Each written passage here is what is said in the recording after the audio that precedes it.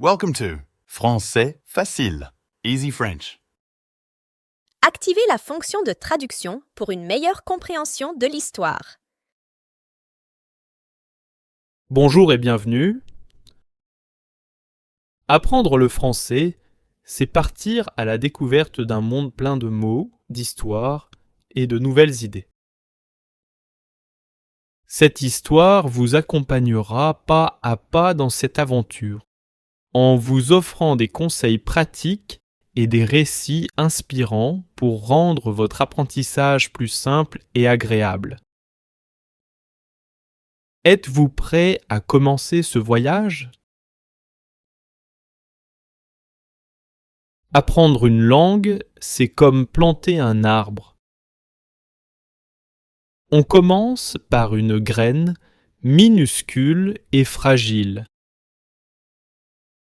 Chaque jour, on l'arrose, on lui donne de la lumière et on veille sur elle. Petit à petit, elle pousse. On remarque d'abord une petite tige, puis des feuilles timides qui apparaissent. À force de patience et de soin, elle devient un arbre solide, capable de résister aux tempêtes. Un jour, une étudiante est venue me voir. Elle avait les larmes aux yeux et son visage exprimait la frustration. « Professeur, ça ne sert à rien !» a-t-elle dit. « J'essaye d'apprendre le français, mais j'oublie toujours les mots. » Je lui ai répondu avec un sourire chaleureux. « Ne t'inquiète pas. L'essentiel, ce n'est pas de tout retenir, mais de pratiquer encore et encore. » Pour lui redonner confiance, je lui ai expliqué une chose importante. Son cerveau, comme un muscle, avait besoin d'exercices réguliers pour se renforcer. Des études scientifiques montrent que la répétition active est l'un des moyens les plus efficaces pour ancrer les mots et les expressions dans la mémoire à long terme. Imagine que chaque mot que tu apprends est une petite pierre. Ai-je ajouté. En les répétant, tu construis un chemin solide vers la maîtrise du français. Commence par écouter des histoires simples, lis des textes, chante des chansons. Petit à petit, les mots viendront naturellement, comme les feuilles sur un arbre. En entendant cela, elle a retrouvé l'éclat de l'espoir dans ses yeux. Pour lui prouver que ses efforts n'étaient pas vains, je lui ai proposé un exercice. Chaque soir, écouter une histoire courte en français, puis répéter les phrases à voix haute.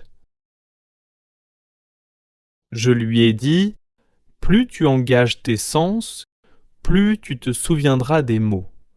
Regarde les images, écoute attentivement et parle avec confiance. Cette méthode, inspirée de recherches sur l'apprentissage multisensoriel, a souvent montré des résultats impressionnants. Quand j'étais à l'école, j'adorais les histoires. Chaque soir, mon professeur nous en lisait une, et je répétais les mots avec une curiosité d'enfant. J'étais fasciné par la mélodie de la langue française, par ses intonations et ses résonances. Au début, je prononçais tout très lentement, presque maladroitement. Mais à force de persévérer, je suis devenu plus rapide, plus fluide et surtout plus confiant. Un jour, un élève m'a demandé avec un air inquiet. Maître, faut-il parler vite pour être fluide? Je lui ai répondu avec un sourire. Non, mon ami. La fluidité, c'est parler clairement, avec confiance et avec le cœur. Peu importe la vitesse. Je lui ai raconté l'histoire d'un garçon de ma classe qui parlait très vite, mais que personne ne comprenait. Chaque mot se bousculait et ses phrases se perdaient dans le chaos. Je lui avais conseillé de ralentir, de respirer entre chaque phrase et de choisir des mots simples. Avec le temps, il a appris à parler calmement et à se faire comprendre de tous. Son sourire, le jour où il a réussi à s'exprimer devant toute la classe, est resté gravé dans ma mémoire. J'ai également partagé une expérience fascinante. Des chercheurs en neurosciences ont découvert que l'écoute active d'une langue étrangère active des zones précises du cerveau liées à la reconnaissance des sons et à la mémoire. En écoutant régulièrement des histoires ou des chansons, ces connexions se renforcent. C'est comme apprendre à danser. Au début, chaque pas est maladroit, mais avec la pratique, les mouvements deviennent naturels et harmonieux. J'ai encouragé mes élèves à s'immerger dans la musique et les contes français. Écoutez une chanson. Laissez-vous emporter par ses paroles, chantez avec elles. Chaque mot, chaque note est une pierre pour bâtir votre maison linguistique. La langue, comme une mélodie, révèle toute sa beauté quand on la vit pleinement. Ainsi, le français n'est pas seulement une langue à apprendre, mais un univers à explorer et à aimer. Un des plus grands secrets pour apprendre une langue est la répétition. Lorsque j'étais jeune étudiant, j'avais l'habitude d'écouter encore et encore les mêmes dialogues, les mêmes phrases. Au début, cela semblait ennuyeux, mais avec le temps, je me suis rendu compte de la puissance de cette méthode. Un jour, un élève est venu me voir, désespéré. Il m'a dit « Professeur, je n'arrive pas à m'améliorer, peu importe combien j'essaye. »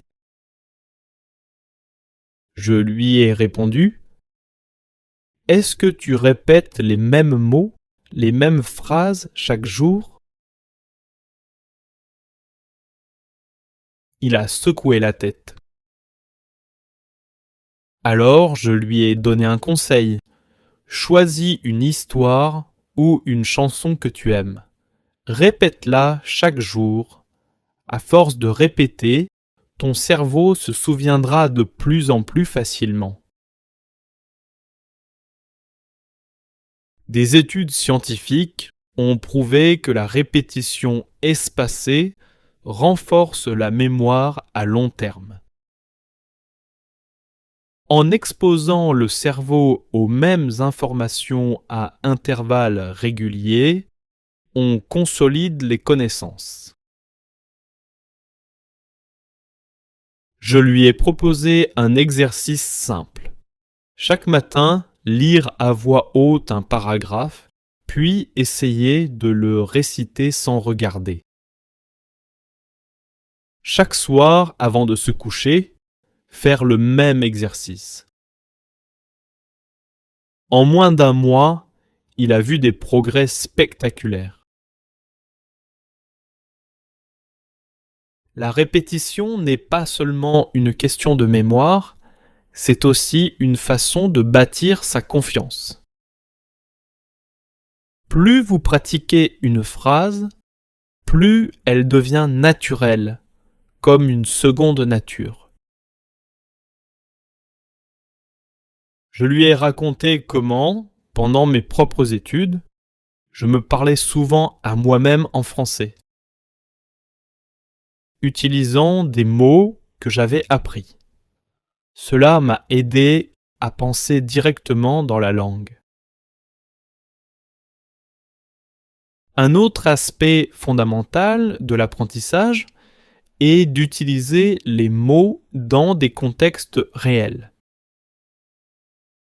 Un jour, j'ai observé un élève qui était très bon pour réciter des listes de vocabulaire, mais il avait du mal à les utiliser dans une conversation.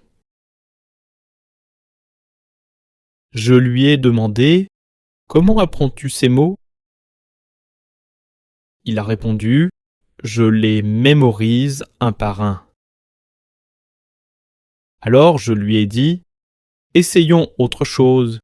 Écris une courte histoire avec ces mots ou imagine une situation où tu pourrais les utiliser. » Nous avons essayé ensemble. Il avait appris le mot boulangerie, mais n'avait jamais réfléchi à comment l'utiliser. Je lui ai demandé d'imaginer une scène où il entre dans une boulangerie pour acheter une baguette. Nous avons créé un dialogue simple. Bonjour, je voudrais une baguette, s'il vous plaît. Bien sûr, vous voulez autre chose? Non, merci. Après quelques essais, il répétait cette scène avec aisance. Utiliser les mots dans des contextes concrets permet au cerveau de les associer à des situations réelles. C'est comme construire un puzzle. Chaque mot trouve sa place naturellement. Les neurosciences confirment que l'apprentissage contextuel est bien plus efficace que l'apprentissage par cœur. Lorsqu'on associe un mot à une expérience, une émotion ou une image mentale, il devient plus facile de s'en souvenir.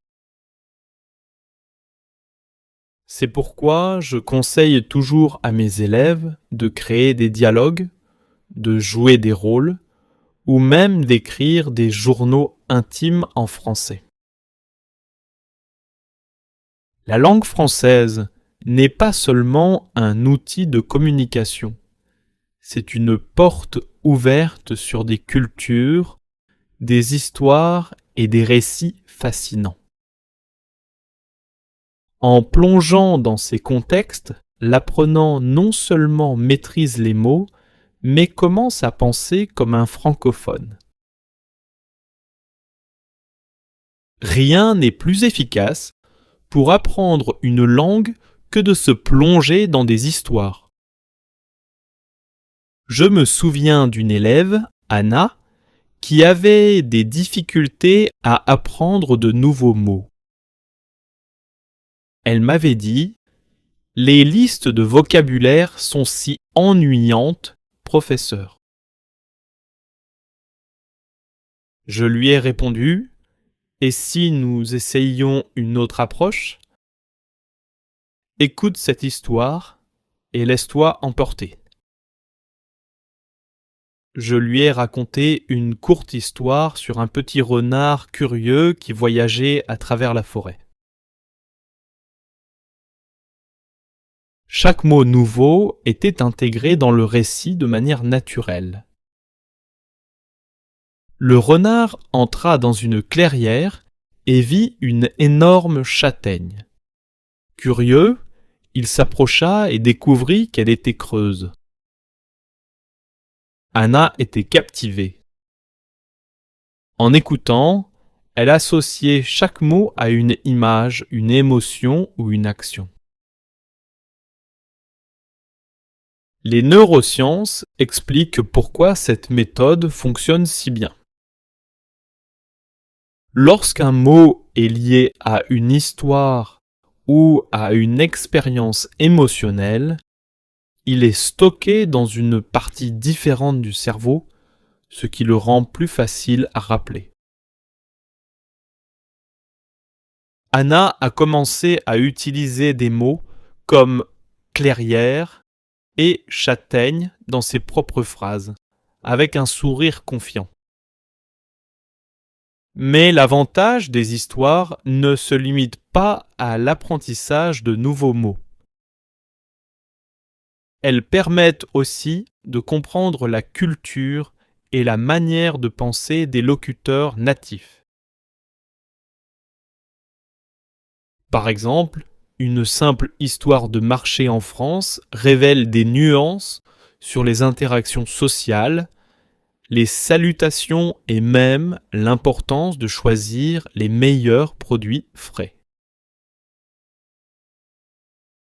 Je conseille toujours à mes élèves de lire, d'écouter ou de regarder des histoires en français. Chaque histoire est une porte ouverte sur un univers différent, où les mots prennent vie et deviennent des compagnons fidèles dans leur parcours d'apprentissage. Un jour, un élève timide nommé Julien est venu me voir. « Professeur, je connais beaucoup de mots, mais je n'arrive pas à les utiliser. Quand je parle, tout disparaît de ma tête. » Je lui ai dit « Julien, il est temps de sortir des livres et de pratiquer dans le monde réel. » Nous avons commencé par un exercice simple. Je l'ai emmené à la boulangerie du coin. « Aujourd'hui, c'est toi qui commandes ton pain, » lui ai-je dit. Julien était nerveux, mais il a pris une grande inspiration et a dit « Bonjour, je voudrais une baguette, s'il vous plaît. » La boulangère a souri et lui a répondu chaleureusement. Cette petite interaction a été une victoire immense pour Julien. Après cette expérience, il s'est senti plus confiant. Nous avons continué avec des activités similaires. Demander son chemin dans la rue, commander au restaurant ou discuter avec un vendeur sur le marché. Chaque conversation réelle renforçait sa maîtrise de la langue et lui montrait que parler français était bien plus qu'un exercice scolaire. La pratique dans des situations réelles a aussi un impact profond sur le cerveau. Les recherches montrent que lorsque nous utilisons une langue dans un environnement authentique, le cerveau active à la fois les régions liées au langage et celles associées à la résolution de problèmes. Cela crée des connexions neuronales plus fortes et durables. Julien a continué à pratiquer dans des contextes réels et un jour, il m'a raconté avec fierté qu'il avait tenu une conversation de 5 minutes avec un touriste. « Je n'aurais jamais cru que c'était possible, » a-t-il dit. Mais maintenant, je sais que je peux le faire. La langue française n'est pas seulement une compétence à apprendre, c'est un outil pour se connecter au monde et vivre des moments inoubliables. L'écoute est une compétence fondamentale pour apprendre une langue. Un jour, une étudiante, Claire, m'a dit « Professeur, je n'arrive pas à comprendre les Français quand ils parlent. Ils parlent trop vite. » Je lui ai répondu « L'écoute active est la clé, Claire. Ce n'est pas seulement entendre les mots, c'est aussi les décoder. » Nous avons commencé par écouter ensemble une chanson française simple. Je lui ai demandé de se concentrer sur les mots qu'elle reconnaissait, même si elle ne comprenait pas tout. Ensuite, nous avons répété chaque phrase en les décortiquant. Claire a été surprise de voir combien de mots elle pouvait finalement comprendre lorsqu'elle prenait le temps d'écouter attentivement. Les neurosciences confirment que l'écoute active stimule des parties spécifiques du cerveau liées à la compréhension et à la mémoire. Lorsque vous vous concentrez sur une langue étrangère, votre cerveau s'entraîne à reconnaître les modèles sonores et les structures linguistiques. C'est comme apprendre une mélodie. Au début, elle semble chaotique, mais avec la pratique, elle devient familière. Pour aider Claire, je lui ai recommandé une stratégie simple.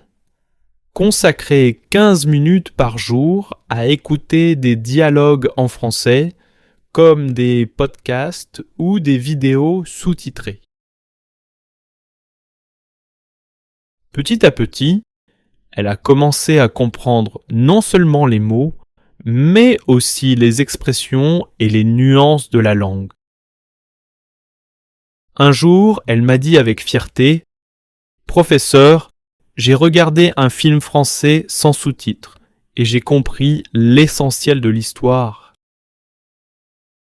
Son visage rayonnait de joie et j'étais fier de ses progrès. La confiance est un élément essentiel dans l'apprentissage d'une langue.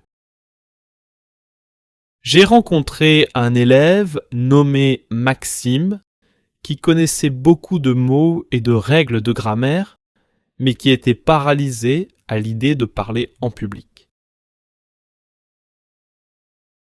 Il m'a dit « J'ai peur de faire des erreurs et que les gens se moquent de moi. » Je lui ai répondu « Maxime, les erreurs sont nos meilleurs professeurs. Sans elles, il est impossible de progresser. »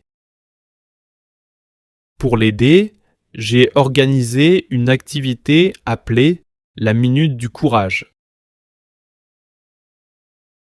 Chaque jour, Maxime devait parler en français pendant 1 minute sur un sujet de son choix, sans se soucier de ses erreurs. Au début, il hésitait beaucoup, mais avec le temps, il est devenu plus fluide et plus assuré. Les recherches montrent que la confiance augmente lorsque nous nous exposons régulièrement à des situations légèrement inconfortables. Cela permet au cerveau de s'habituer à l'incertitude et de réagir avec calme. J'ai aussi encouragé Maxime à pratiquer avec des amis et à s'inscrire à un groupe de conversation en français. Un jour, Maxime m'a surpris en levant la main lors d'une discussion en classe. Il a partagé ses idées avec clarté et enthousiasme. Lorsque je lui ai demandé ce qui avait changé, il a répondu « J'ai compris que parler, c'est comme marcher. On tombe parfois, mais on se relève toujours. »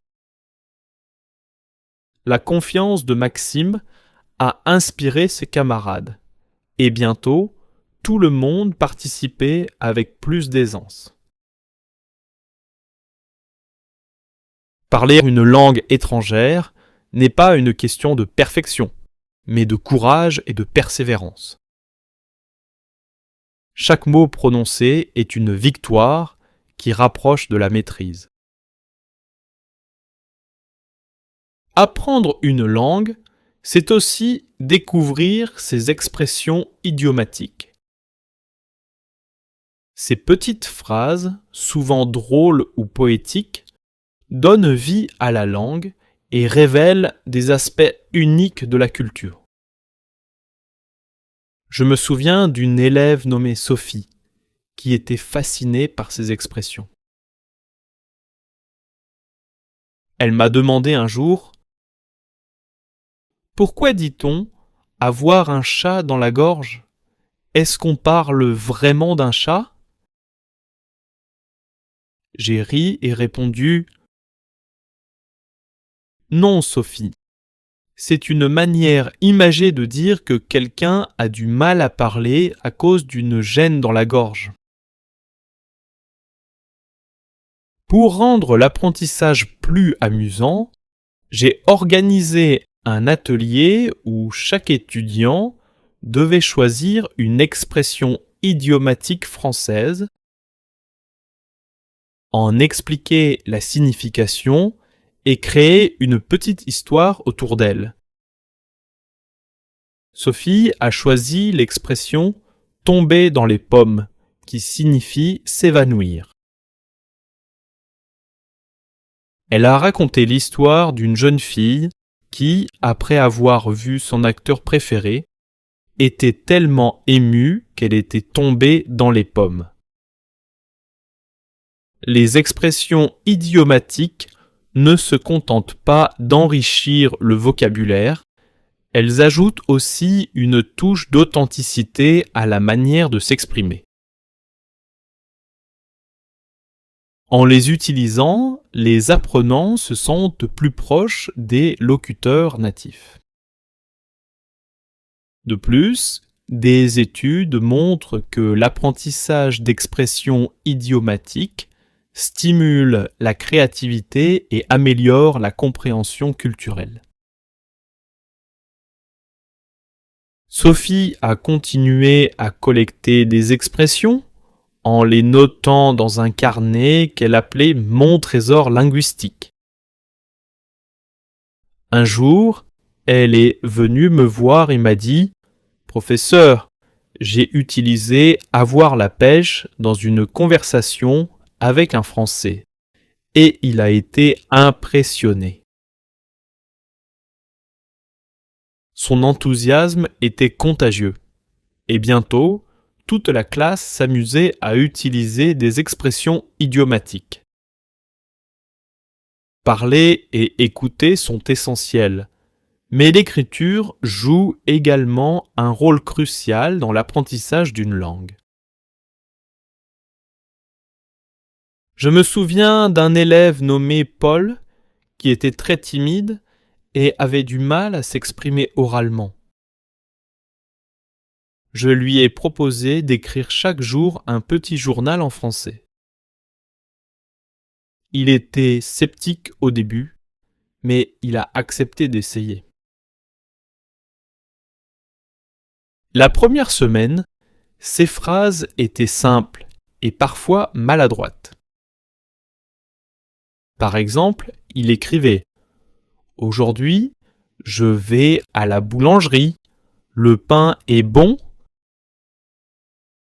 Mais petit à petit, il a commencé à exprimer ses émotions et ses pensées avec plus de richesse. 3 mois plus tard, il écrivait « Ce matin, je suis allé à la boulangerie du quartier. L'odeur des croissants chauds m'a rappelé les matinées d'été chez ma grand-mère. » L'écriture a non seulement amélioré ses compétences linguistiques, mais elle lui a aussi permis de surmonter sa peur de parler.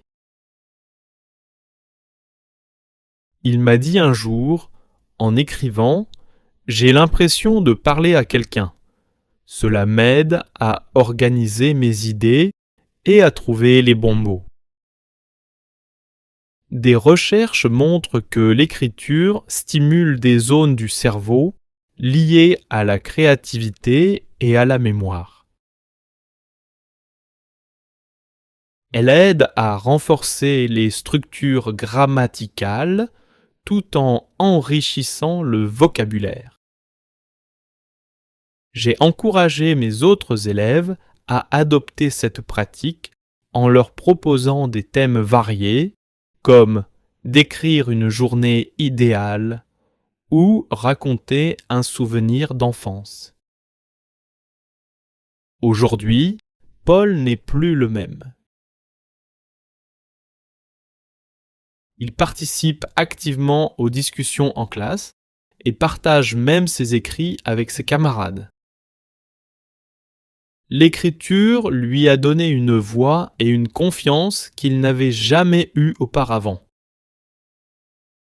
Pour lui, et pour beaucoup d'autres, elle a été la clé pour ouvrir la porte de la fluidité.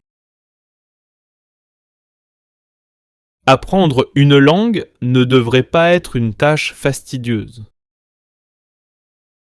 Lorsqu'on s'amuse, le cerveau devient plus réceptif et les connaissances s'ancrent plus facilement.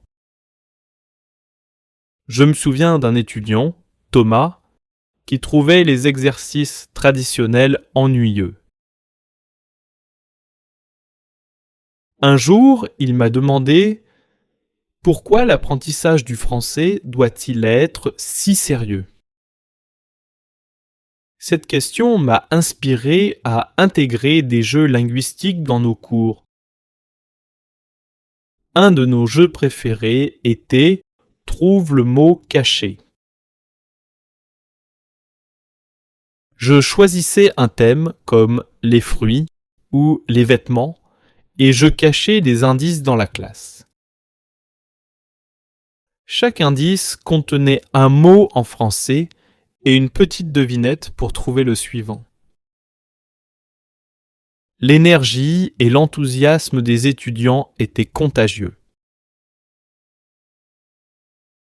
À la fin du jeu, ils étaient capables de retenir facilement une dizaine de nouveaux mots. Un autre jeu populaire était le mot interdit. Les étudiants devaient parler d'un sujet en évitant certains mots-clés. Par exemple, pour parler de la plage, ils ne pouvaient pas utiliser les mots sable ou mer. Cela les obligeait à être créatifs et à chercher des synonymes ou des descriptions alternatives. Étonnamment, ce jeu renforçait également leur confiance, car ils se rendaient compte qu'ils pouvaient s'exprimer même lorsqu'ils ne connaissaient pas un mot. Les recherches montrent que les jeux activent la dopamine, un neurotransmetteur associé au plaisir et à la motivation. Cette activation facilite l'apprentissage en créant des associations positives avec les nouveaux concepts. Après avoir adopté cette approche ludique, Thomas a non seulement progressé, mais il a aussi commencé à aimer le français. Maintenant, apprendre, c'est comme jouer, m'a-t-il confié. Rien ne vaut une immersion totale dans un environnement où la langue cible est parlée au quotidien. Je me souviens d'un groupe d'étudiants qui avait participé à un voyage linguistique en France.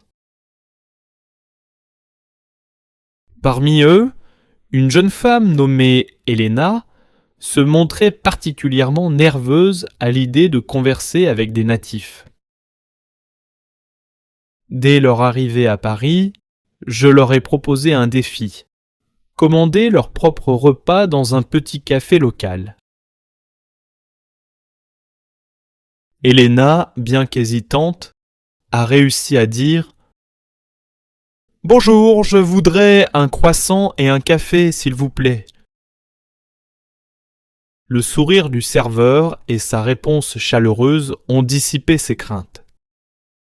« Ce n'était pas si difficile, » a-t-elle dit rayonnante. Le voyage était rempli d'activités immersives. Visiter des marchés, discuter avec des artisans et participer à des ateliers culinaires. Lors d'une visite à la campagne, Elena a eu l'occasion de parler longuement avec une agricultrice.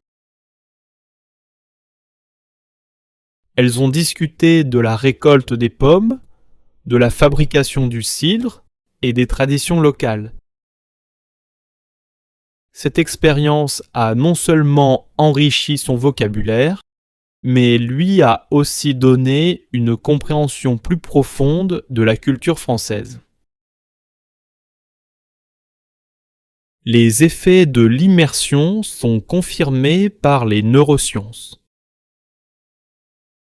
Vivre dans un environnement où une langue étrangère est omniprésente force le cerveau à s'adapter rapidement, renforçant ainsi les connexions neuronales liées au langage.